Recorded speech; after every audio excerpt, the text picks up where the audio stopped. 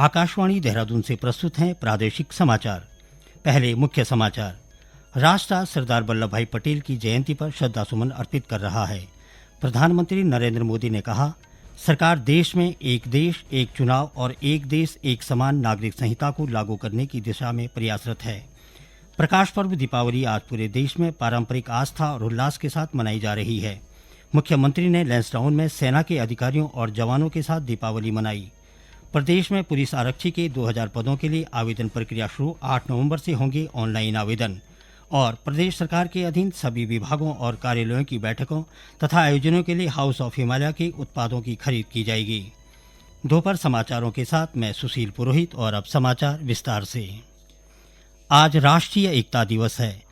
स्वतंत्रता संग्राम में महत्वपूर्ण भूमिका निभाने वाले तथा देश के पहले उप प्रधानमंत्री और गृह मंत्री सरदार वल्लभ भाई पटेल की जयंती के उपलक्ष्य में 31 अक्टूबर को एकता दिवस मनाया जाता है। राष्ट्रीय एकता की प्रतिबद्धता और असाधारण नेतृत्व के लिए विख्यात सरदार पटेल को भारत के लौह पुरुष के रूप में याद किया जाता है। गुजरात के केवड़िया में आयोजित मुख्य समारोह में प्रधानमंत्री नरेंद्र मोदी ने कहा कि एक देश एक संविधान का संकल्प पूरा करने के बाद अब उनकी सरकार देश में एक देश एक चुनाव और एक देश एक समान नागरिक संहिता को लागू करने की दिशा में काम कर रही है। इस अवसर पर उन्होंने सरदार पटेल की प्रतिमा पर पुष्पांजलि अर्पित की और उपस्थित लोगों को राष्ट्रीय एकता की शपथ दिलाई। मैं सत्यनिष्ठा से शपथ लेता हूं कि मैं राष्ट्र की एकता, अखंडता और सुरक्षा की बनाए रखने के लिए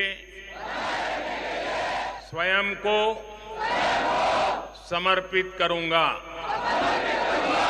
और अपने देशवासियों के बीच यह संदेश फैलाने का भी भरसक प्रयत्न करूंगा। मैं यह शपथ अपने देश की एकता की भावना से ले रहा हूं, जिसे सरदार वल्लभ भाई पटेल की दूरदर्शिता एवं कार्यों द्वारा संभव बनाया जा सका। मैं अपने देश की आंतरिक सुरक्षा सुनिश्चित करने के लिए अपना योगदान करने का भी सत्यनिष्ठा से संकल्प करता हूं। राष्ट्रीय एकता दिवस पर प्रधानमंत्री ने भारत की प्रगति पर जोर देते हुए इसे सशक्त, समावेशी और शक्ति तथा शांति के बीच संतुलित बताया।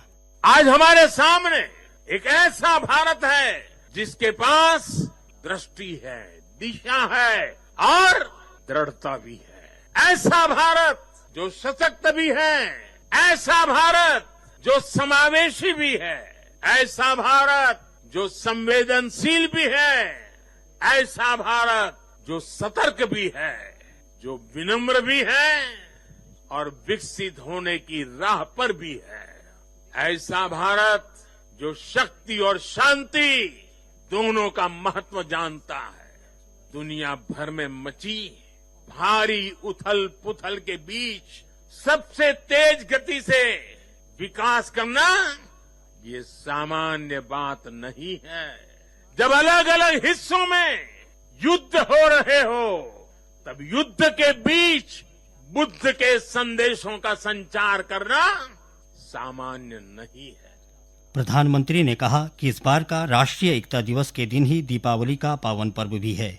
इस मौके पर श्री मोदी ने देश और दुनिया में रहने वाले सभी भारतीयों और भारत के शुभचिंतकों को दीपावली की शुभकामनाएं दी। इस बार का राष्ट्रीय एकता दिवस अद्भुत संयोग लेकर आया है। एक तरफ आज हम एकता का उत्सव मना रहे हैं, वहीं दूसरी तरफ दीपावली का भी पावन पर्व है। दीपावली दीपों के माध्यम से पूरे देश को जोड़ती है, पूरे देश को प्रकाशमय कर देती है। और अब तो दीपावली का पर्व भारत को दुनिया से भी जोड़ रहा है। अनेक देशों में इसे राष्ट्रीय उत्सव की तरह मनाया जा रहा है। मैं देश और दुनिया में बसे सभी भारतीयों को, भारत के शुभ चिंतकों को दीपावली की अनेक अनेक शुभकामनाएं देता हूं। प्रकाश पर्व दीपावली आज पूरे देश में पारंपरिक आस्था और उल्लास के साथ मनाई जा रही है। दीपावली पर प्रदेश के बाजारों में रौनक है। साथ ही दिए बाती, मोमबत्तियां और लक्ष्मी गणेश की मूर्तियों से बाजार सजे हुए हैं। कृत्रिम फूलमाला और रंगोली की दुकानों के साथ ही बाजारों में मिठाइयां, आभूषण, कपड़े, सौंदर्य प्रसाधन व सजावट, लक्ष्मी पूजन सहित अन्य सामान की खरीदारी करने वालों की भी भीड़ उमड़ रही है। इस बीच राष्ट्रपति, उपराष्ट्रपति, राज्यपाल गुरमीत सिंह और मुख्यमंत्री पुष्कर सिंह धामी ने दीपावली पर लोगों को शुभकामनाएं दी हैं। मुख्यमंत्री पुष्कर सिंह धामी ने पौड़ी के लैंसडाउन में सेना के अधिकारियों और जवानों के साथ दीपावली मनाई। इस अवसर पर सेना के जवानों को संबोधित करते हुए श्री धामी ने कहा कि वर्ष 2047 में हमारा देश विकसित भारत बन जाएगा। तब हमारे देश की सेना भी विश्व की नंबर 1 सेना होगी। मुख्यमंत्री ने कहा कि पहले के समय में हम बड़ी संख्या में विदेश से हथियार खरीदते थे, लेकिन आज प्रधानमंत्री नरेंद्र मोदी के नेतृत्व में भारत आत्मनिर्भर बन रहा है और आज 200 से भी अधिक सैन्य उपकरण देश में बनकर तैयार हो रहे हैं, जिसका इस्तेमाल भारत की सेना द्वारा किया जाता है। उन्होंने कहा कि सरकार ने उत्तराखंड के बलिदानी सैनिकों के परिजनों को मिलने वाली 10 लाख रुपए की धनराशि को बढ़ाकर 50 लाख रुपए करने का प्राविधान किया है। उत्साह और उमंग के पर्व दीपावली पर मुख्यमंत्री पुष्कर सिंह धामी ने लोगों से वोकल फॉर लोकल के तहत हस्तनिर्मित स्थानीय उत्पाद खरीदने की अपील की। मुख्यमंत्री ने देहरादून में स्थानीय कारीगरों द्वारा तैयार मिट्टी के दिए और मूर्तियां खरीदकर डिजिटल भुगतान किया। उन्होंने कहा कि इससे प्रधानमंत्री नरेंद्र मोदी के स्थानीय उत्पादों को प्रोत्साहित करने के लिए वोकल फॉर लोकल के संदेश को आत्मसात करने की भी सभी को प्रेरणा मिलेगी। श्री धामी ने कहा कि स्थानीय उत्पादों को बढ़ावा देना विकसित भारत निर्माण का भी एक महत्वपूर्ण पहलू है। ये समाचार आकाशवाणी के देहरादून केंद्र से प्रसारित किए जा रहे हैं। प्रदेश में पुलिस आरक्षी के 2000 पदों के लिए आवेदन प्रक्रिया शुरू हो गई है। उत्तराखंड अधीनस्थ सेवा चयन आयोग UKSSC ने रिक्तियों के लिए कल विज्ञप्ति जारी करी।